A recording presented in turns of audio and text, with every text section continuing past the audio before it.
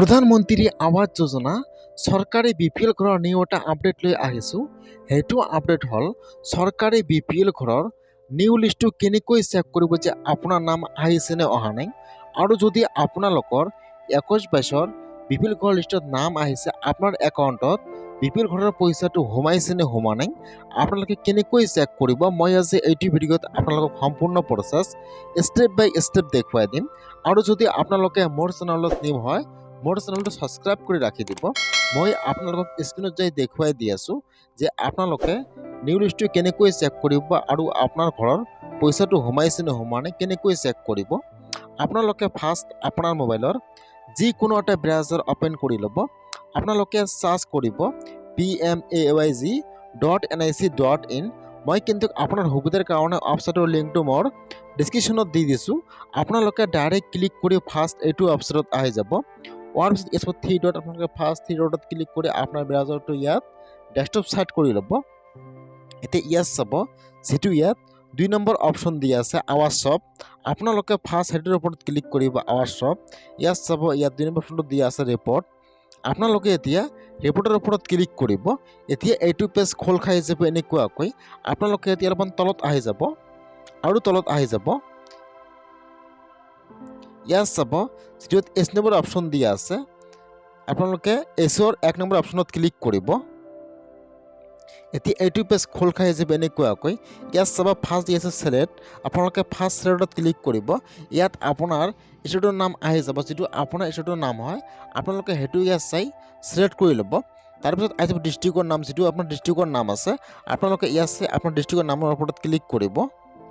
তাৰপিছত আহি যাব আপোনাৰ ব্লকৰ নাম, যিটো আপোনাৰ ব্লকৰ নাম হয় আপোনালোকে ইয়াত চাই ল'ব। যিটো আপোনাৰ ব্লকৰ নাম হয় আপোনাৰ ব্লকৰ নামৰ ওপৰত ক্লিক কৰিব। এতিয়া আহি যাব আপোনাৰ পঞ্চায়তৰ নাম। এতিয়া যিটো আপোনাৰ পঞ্চায়তৰ নাম হয় আপোনালোকে সেইটো ইয়াত চাই ছিলেক্ট কৰি ল'ব। তাৰপিছত আহি যাব ইয়াত চন, ইয়াত চন কিন্তু 2010ৰ পৰা 23লৈকে দিয়া আছে। এতিয়া আপোনালোকে যিটো চনৰ লিষ্ট চাব বিচাৰে আপোনালোকে সেইটো চনে ছিলেক্ট কৰিব লাগিব।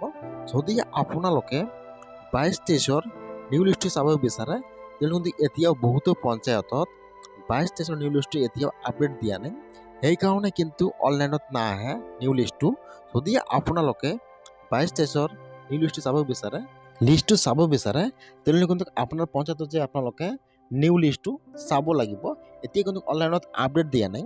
আৰু যদি আপোনালোকৰ 21-22 চনত লিষ্টত নাম আহিছে, আপোনাৰ বিপিএল ঘৰৰ পইচাটো আপোনাৰ একাউণ্টত সোমাইছে নে সোমোৱা নাই আপোনালোকে কেনেকৈ চেক কৰিব। ইয়াত চাব দিয়া আছে 21-22, আপোনালোকে এতিয়া 21-22 ইয়াত ছিলেক্ট কৰি ল'ব চনটো। তাৰপিছত আহি যাব ইয়াত আৰু এটা অপশ্যন, ইয়াত চাব আহি গৈছে ছিলেক্ট, আপোনালোকে সেইটোৰ ওপৰত ক্লিক কৰিব। ইয়াত যিটো 1 নম্বৰ অপশ্যন দিয়া আছে প্ৰধানমন্ত্ৰী আৱাস যোজনা গ্ৰামীণ, আপোনালোকে সেইটোৰ ওপৰত ক্লিক কৰিব। ইয়াত চাব কেপচা আহি যাব, আপোনাৰ তাত যি কেপচা আহে আপোনালোকে সেইটো কেপচা ইয়াত মেনেজ পেজ কৰি বহাই দিব। বহাই দি আপোনালোকে ছাবমিটৰ ওপৰত ক্লিক কৰিব।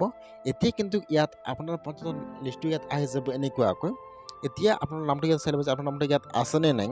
যদি আপোনাৰ নামটো ইয়াত আছে আপোনালোকে কিন্তু ইয়াৰ পৰা আপোনাৰ ঘৰৰ পইচাটো চেক কৰিব নোৱাৰিব যে আপোনাৰ ঘৰৰ পইচাটো সোমাইছে নে সোমোৱা নাই।